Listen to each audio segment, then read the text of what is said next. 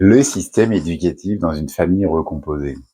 Alors voici un sujet, il est vraiment, vraiment complexe.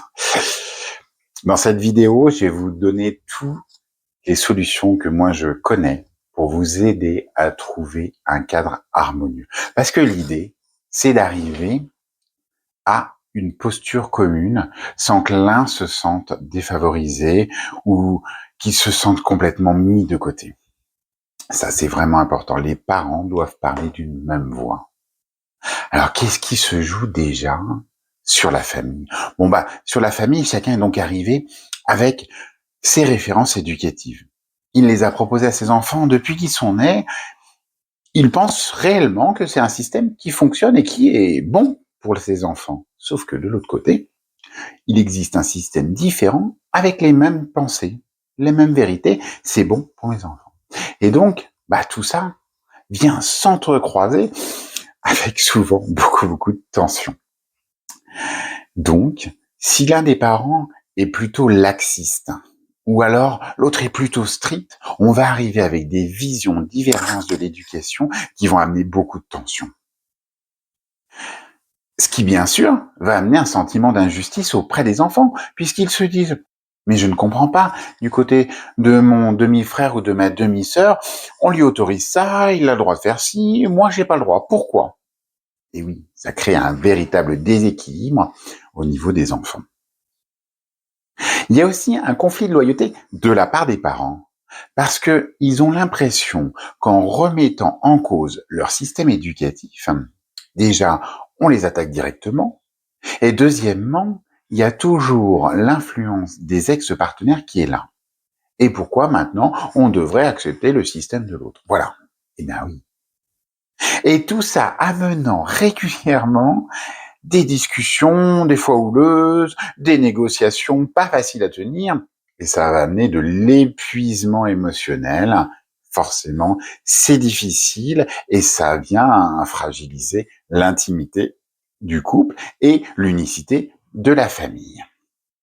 Au niveau du couple lui-même, sur quoi ça va jouer?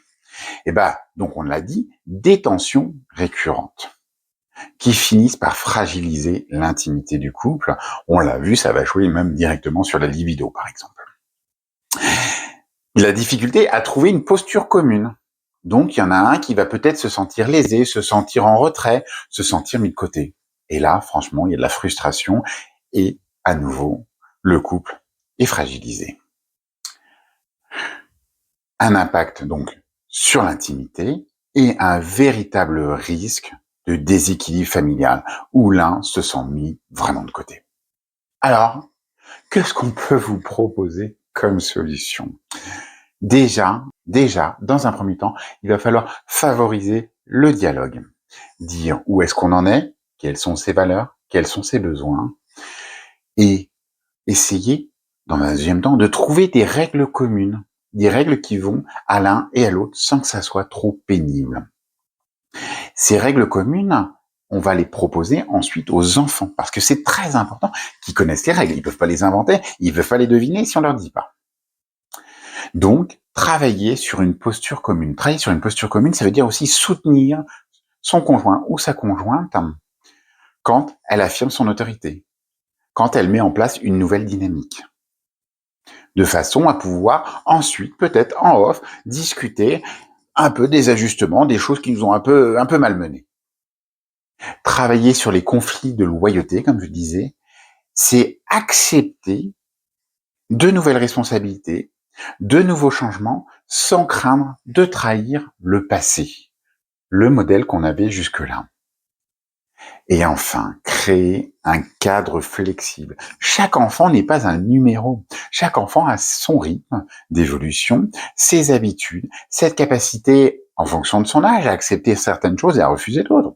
Si vous avez la même éducation pour un enfant de 10 ans et pour un adolescent, vous verrez, ça va pas fonctionner, évidemment. Vous l'avez bien compris et j'imagine vous le vivez.